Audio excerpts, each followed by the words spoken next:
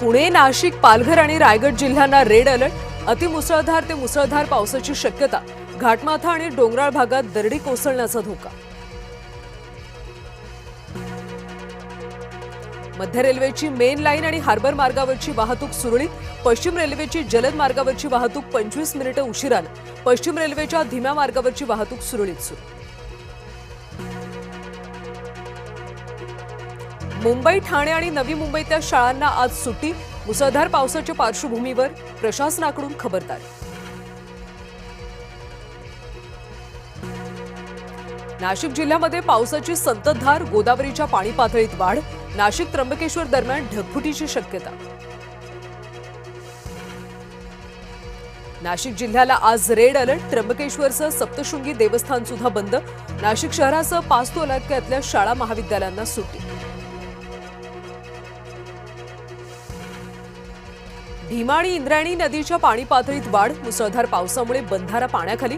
शिरूर, दौंड, हवेली तालुक्याचा संपर्क तुटला। पुणे मुंबई मिसिंग लिंकवरची वाहतूक पुन्हा सुरू। राज्य रस्ते वाहतूक महामंडळाची घोषणा। तांत्रिक तपासणीनंतर वाहतूक पूर्ववत।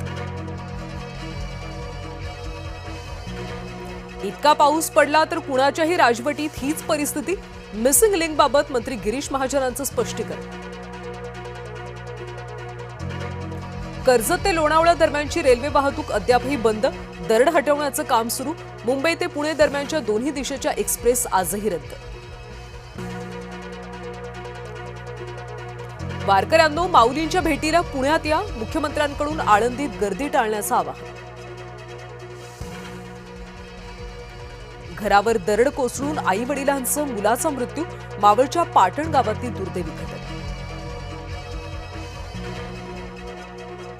पंचगंगेची पाणी पातळी 32 फुटांवर। 44 बंधारे पाण्याखाली। 14 मार्गही बंद।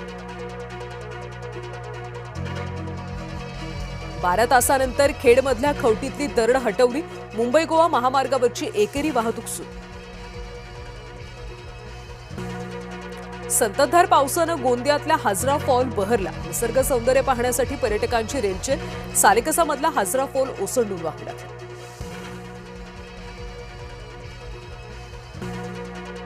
टीईटी पेपर फुटी प्रकरणी आरोपींना दिलासा नाहीच। 4ही आरोपींना 18 जुलैपर्यंत न्यायालयीन कोठडी।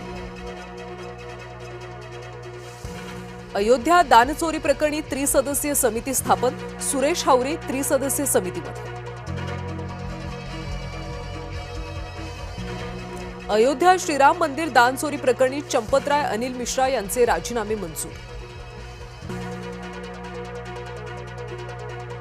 पंतप्रधान नरेंद्र मोदी इंडोनेशियाच्या दौऱ्यावर। इंडोनेशियाचे राष्ट्रपती प्रबावो सुबियांतो यांनी केलं स्वागत। अनेक द्विपक्षीय करारांवर चर्चा होण्याची शक्यता।